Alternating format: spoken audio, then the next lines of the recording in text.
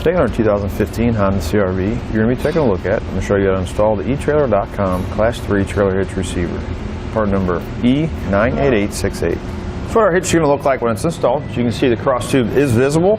However, it has a round tube design, so it fits nicely with the contour of the vehicle. The edge, or outer edge of our receiver tube here, is nice and flush with the edge of our bumper, so we're not going to have to worry about hitting our legs or our shins on it when we're loading and unloading the back of the vehicle. It's going to be a Class 3 hitch. It's going to be 2 inch by 2 inch. Our hitch pin hole is going to be 5/8 inch in diameter. The hitch pin and clip does not come with this hitch. However, you can find it here at etrailer.com.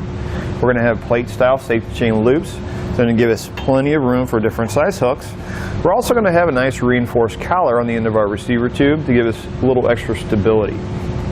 As far as the weight capacities go with this hitch, we're going to have a 350-pound max tongue weight, which is a downward pressure on the inside of the receiver tube, and a 3,500-pound max trailer weight, which is a trailer plus the load included. I always recommend checking the owner's manual of your Honda to make sure the vehicle can withstand that amount of weight. You want to pick the lowest number between the vehicle and the hitch. Now let's give you a few measurements to help you when deciding on any hitch mount accessories you may need. From the center of the hitch pin hole to the outermost part of the bumper, it's going to be about 3.5 inches. This number is important for any of your hitch mount accessories that may fold up against your vehicle. From the ground to the top innermost part of the receiver tube is going to be about 13.75 inches.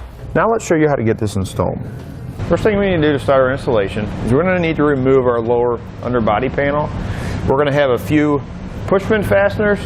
We're going to need a 10mm socket. We're going to have a few 10mm head bolts we're going to need to remove. To remove our push pin fasteners, we're going to take a flathead screwdriver and we're just going to pry out the center. And like that. And then we'll get the base out with it, just like that. Then we're going to have one Phillips head screw in our driver's side wheel well, and a second Phillips head screw right on the outside of our wheel well liner. And it's going to be right above. You can see where it is. It's on our wheel well liner, and it's right above our mud flap. So now we're going to go ahead and trim our panel.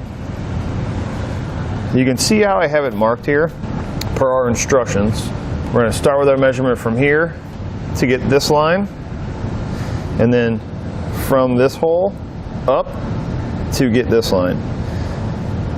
Then we'll measure across 3.25 and then up 7 inches. Now we're going to cut that square out. I'm just going to use a utility knife. This plastic is pretty easy to cut through. Next we'll go ahead and reinstall our panel. We're just going to reinstall that opposite of the way we took it out. Next, we need to lower our exhaust. We're going to take some lubricant. We're going to spray down our rubber isolators and remove them off the pegs. Just spray them down there. We'll have one there. We're going to have one right over here.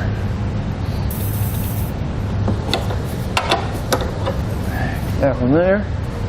And we'll do the same thing with this one. Just like that. Next, we're going to take our lubricant.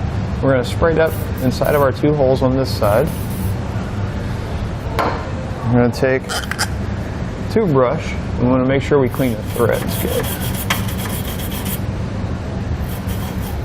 Take your bolt from your hardware kit.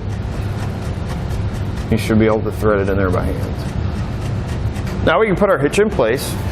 On our driver's side where we cut out the hole in the panel, we're going to go ahead and slide that up into the hole first.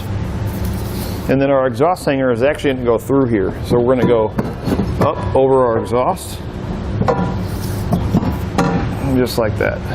And we're going to take, again, one of the bolts from our kit, conical tooth washer, and make sure that the teeth are facing up towards the hitch. Get one installed first. We'll get one in on each side, hold our hitch in place while we install our remaining hardware. And we're going to take our U-bolt, we're going to go over top of our hook, we're going to drop it down through the 2 holes on our hitch, and then we'll have 2 flange nuts to hold it in place. Then we'll take a 17mm socket and we're going to torque all of our hardware to the specifications and the instructions. Once you have all your hardware torqued to the specifications and the instructions, reinstall your exhaust and you're ready to go.